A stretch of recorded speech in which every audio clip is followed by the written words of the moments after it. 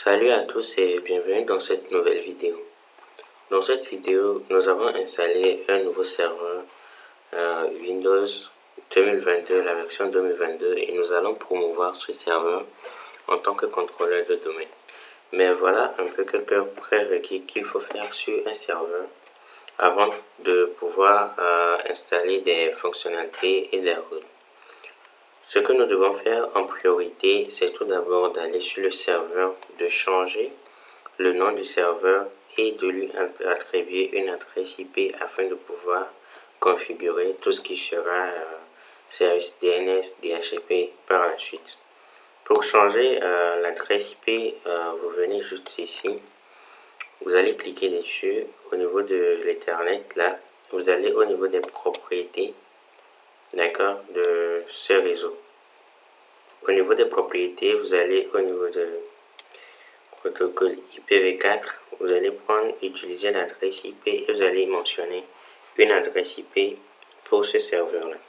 Ici nous allons utiliser une adresse IP 192.168.0 et puis 10. Le masque bien sûr sera un 255 points. Maintenant ici lorsque c'est terminé, nous allons revenir après fixer le DNS. Ok. Lorsque c'est terminé, nous revenons sur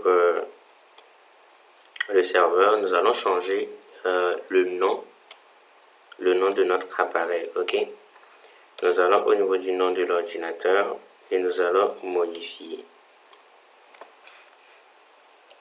Je vais mettre serveur.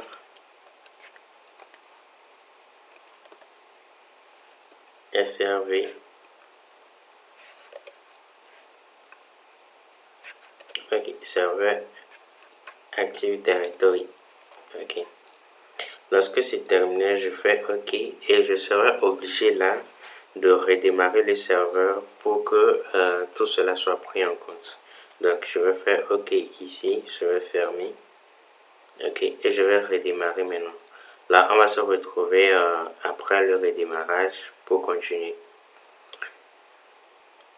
Ok, notre machine a bel et bien redémarré. Nous allons nous reconnecter avec notre mot de passe administrateur.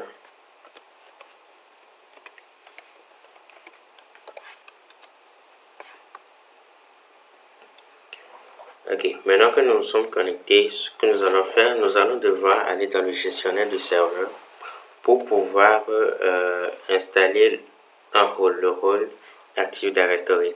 D'abord, c'est quoi un rôle Active Directory? L'Active Directory, c'est un annuaire LDAP qui permet de stocker des renseignements qui sont liés au domaine, aux utilisateurs, aux différents objets et attributs dans le réseau. Donc, en général, un Active Directory est structuré en deux catégories de structure, c'est-à-dire la structure logique et la structure physique. Au niveau de la structure logique, nous allons parler de domaine, nous allons parler d'arbres, nous allons parler de forêt, d'unités d'organisation, de schémas et de partitions. En général, les domaines Active Directory sont des instances qui permettent de gérer directement les informations, les objets liés à l'organisation, les utilisateurs, les ressources, les fichiers partagés également. Maintenant, on parle d'arbres lorsque nous avons des contrôleurs de domaine secondaires dans notre architecture. Et à ce niveau-là, on ira au niveau de forêt lorsqu'on parlera de différents sites. Supposons que nous avons une entreprise qui a été délocalisée dans plusieurs autres pays ou régions de votre contrée. Donc, vous allez devoir peut-être installer des serveurs Windows sur Active Directory bien sûr dans ces unités délocalisées là et les interconnecter. Là on parlera de forêt. Au niveau de la structure physique, on va principalement parler de tout ce qui sera contrôleur de domaine, des sites également et de serveurs. Donc ici nous avons déjà changé le nom de la machine, d'accord. Nous avons fixé une adresse IP ce qu'il nous reste à faire, c'est d'aller au niveau du tableau de bord. Au niveau du tableau de bord, nous allons ajouter les rôles et fonctionnalités. Nous allons faire suivant. Nous allons installer des rôles basés sur... nous allons faire une installation plutôt basée sur un rôle ou une fonctionnalité. Nous allons faire suivant. Voilà notre serveur qui est là. Nous allons faire suivant. Et puis ici, nous allons sélectionner service ADDS. C'est le service Active Directory qui nous concerne. Nous allons faire ajouter les fonctionnalités et nous allons faire suivant. Nous allons faire suivant, suivant, ok, et nous allons faire installer. L'installation va un peu prendre du temps, donc je vais me mettre en pause et vous revenir dès que ce sera fini. Ok, maintenant l'installation est terminée, nous allons faire fermer. Nous allons fermer ici et nous allons revenir au niveau des notifications et nous aurons ici promouvoir ce serveur en tant que contrôleur de domaine. Donc nous allons cliquer dessus et nous aurons cette fenêtre là. Ici nous allons ajouter une nouvelle forêt, c'est-à-dire un nouveau domaine, et nous allons mettre RolexDigital.lan. Ok, je vais utiliser .lan. Ici nous allons faire suivant.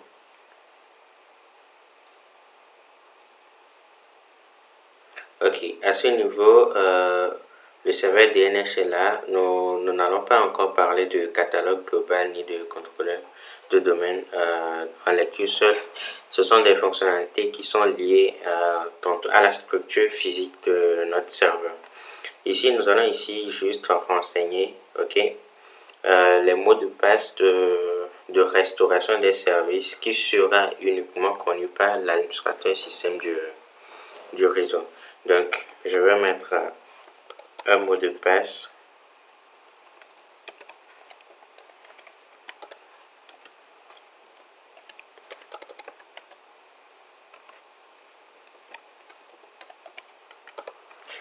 Ok, et je fais suivant. Ici, nous n'allons pas créer de délégation DNS parce que nous n'avons pas de contrôleur de domaine secondaire. Donc, nous allons faire suivant. Le NetBIOS de la machine, ok, c'est le système de nommage qui permet de faire des transferts de fichiers à travers le réseau et les différents utilisateurs. Nous allons laisser ça sous le domaine Rolex Digital et nous allons faire suivant.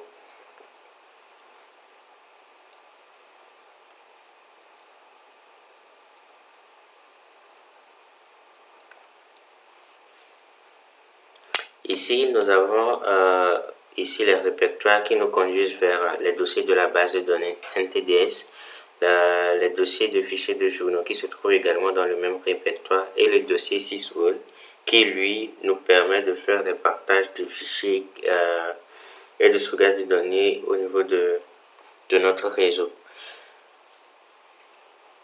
Donc, nous allons faire suivant. Ici, nous avons un script, le script qui va nous permettre d'installer tout ce, comment dire, d'installer le rôle Active Directory et de le déployer en PowerShell en invité de commande. Donc vous pouvez le copier et aller le faire directement dans un invité dans le PowerShell, mais ici nous allons continuer en interface graphique. Sûrement il y aura d'autres vidéos dans lesquelles nous allons le faire, et ici nous allons aller très vite. Nous allons faire suivant pour continuer.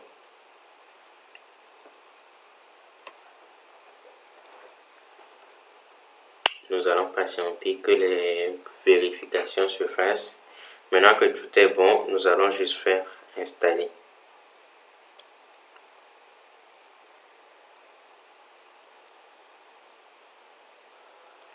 Ok, maintenant l'installation étant terminée, l'ordinateur doit redémarrer pour prendre en compte les modifications qui ont été effectuées sur le serveur. Donc nous allons patienter que la machine redémarre et nous allons nous reconnecter à notre serveur pour continuer les configurations. Ok, maintenant que la machine a redémarré, nous allons nous reconnecter. Et ici, nous allons voir que déjà que les modifications ont été prises en compte, nous allons nous connecter à notre serveur.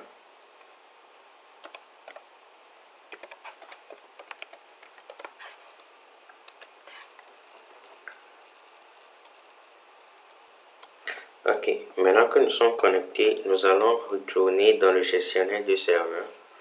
Ok, nous allons fermer ceci.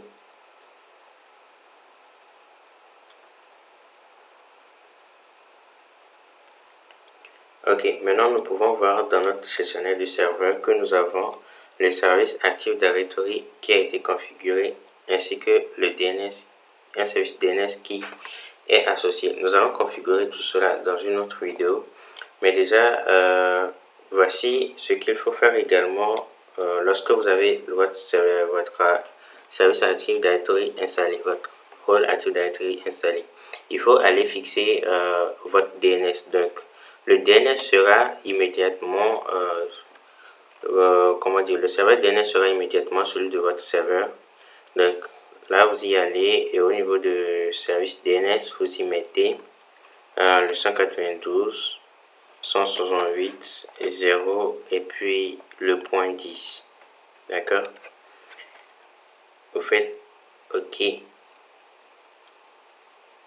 cela sera pris en compte. Donc dans la prochaine vidéo nous allons configurer le DNS, d'accord, et ici va comment installer d'autres rôles et comment les paramétrer.